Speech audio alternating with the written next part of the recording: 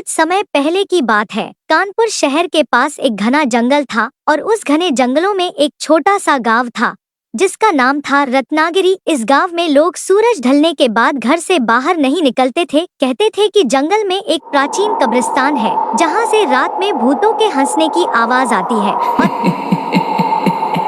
और ऐसी अफवाह है कि वहां रात को कंकाल नाचते हैं। गांव वाले इसे सिर्फ अफवाह मानते थे, लेकिन जो भी उस कब्रिस्तान के पास गया वो कभी वापस नहीं लौटा। उस गांव में एक नौजवान रहता था जिसका नाम था अमित, जो कि बहुत निडर और जिज्ञासु था।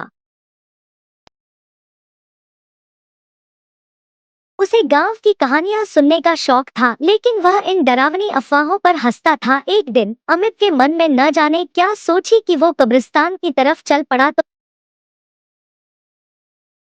तो रास्ते में उसका दोस्त आलोक मिला और उसने अमित को उस जंगल में जाने से मना किया, लेकिन अमित नहीं माना तो आलोक भी उसके साथ चल दिया।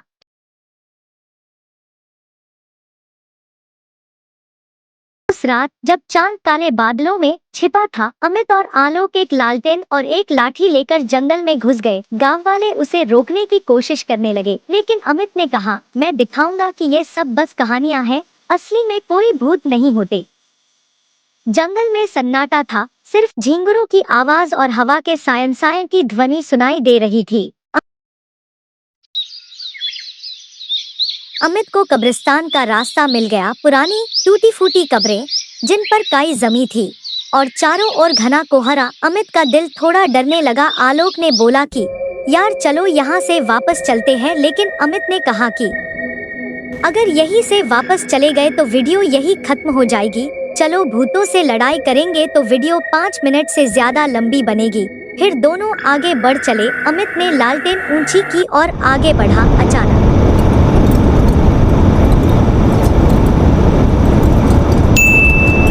उसे कुछ हड्डियों के खटखटाने की आवाज सुनाई दी और हवा तेज हो गई। अमित रुक गया। उसने इधर उधर देखा, लेकिन कुछ दिखाई नहीं दिया। उसने सोचा शायद कोई जानवर होगा। जैसे ही वह आगे बढ़ा, एक ठंडी हवा का झोंका आया और उसकी लालटेन हवा में उड़ गई। अंधेरे में अमित ने अपने पीछे कुछ फुसफुसाहट सुनी। उसने आलोक को पीछे देखने के लिए कहा। जब आलोक ने पीछे पलटकर देखा तो उसके सामने एक कंकाल खड़ा था, जिसकी आंखों की जगह 2 लाल चमकते हुए कोयले थे। अमित और आलोक दोनों चीख पड़े और पीछे हट गए। कंकाल ने अपनी हड्डियों को खटखटाया और अमित की ओर कदम बढ़ाए। उसकी आवाज भयानक थी, जैसे कोई मृत आत्मा बोल रही हो, तूने हमारी शांति भंग की है, अब तुझे जीवित नहीं छोड़ेंगे। अमित ने अपनी लाठी उठाई और कंकाल पर वार किया, लेकिन लाठी हड्डियों से टकराकर गायब हो गई। कंकाल ने अमित को पकड़ लिया और उसे हवा में उछाल दिया। अमित जमीन पर गिरा। फिर आलोक ने कुछ सोचा और उसने पास पड़ी एक पुरानी तलवार उठाई, जो शायद किसी योद्धा की कब्र से गिरी थी। आलोक ने हिम्मत जुटाई और कंकाल पर वार किया। तलवार में कोई जादुई शक्ति थी, क्योंकि कंकाल चीखते हुए धूल में बदल गया। लेकिन ये तो बस शुरुआत थी। कब्रिस्तान से और कंकाल उठने लगे। ढेर सारे कंकाल आ गए थे और आलोक और अमित अब घिर चुके थे। वो सारे कंकाल हंसने लगे।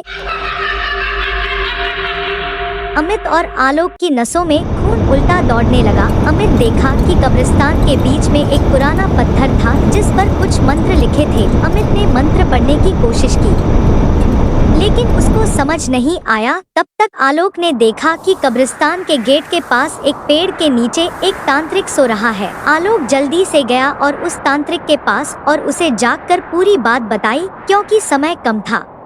तो तांत्रिक ने आलोक के ऊपर हाथ रखा और दोनों वहां से गायब होकर तुरंत अमित के पास पहुंचे, जो कि जमीन पर गिरा था। आलोक ने उसे उठाया और तांत्रिक ने भूतों से बात करी, जो कि आलोक और अमित के बिल्कुल समझ नहीं आ रही थी।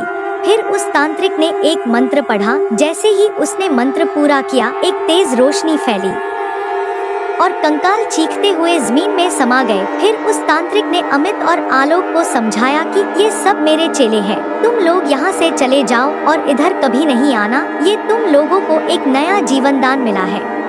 फिर अमित और आलोक उस काली रात में घर वापस आए। रास्ते में अमित ने कहा कि आज तो वीडियो के चक्कर में जान ही चली जाती, अगली बार से भूतों वाली कहानी नहीं बनाऊंगा, नैतिक शिक्षा वाली कहानी बनाऊंगा। फिर आलोक ने बोला कि इन भूतों वाली कहानी में जान का खतरा रहता है, लेकिन यही पसंद आती है सबको। और दोनों अपने अपने घर पहुंच गए। कब्रिस्तान से कोई आवाज नहीं आई। अमित की बहादुरी की कहानी पूरे गांव में फैल गई और लोग उसे कंकालों का शिकारी कहने लगे। लेकिन अमित जानता था कि उसने जो देखा वो कोई सपना नहीं था। तो दोस्तों, ये थी अमित और आलोक की कंकाल से लड़ाई की डरावनी कहानी। ये कहानी कैसी लगी? क्या आप अमित की तरह इतने हिम्मती हैं कि रात को किसी कब्रिस्तान में जा सकें? कमेंट में बताइए। और हाँ, अगर आपको ये कहानी पसंद आई तो लाइक, शेयर और सब्सक्राइब करना न भूलें। अगली कहानी के लिए बने रहिए।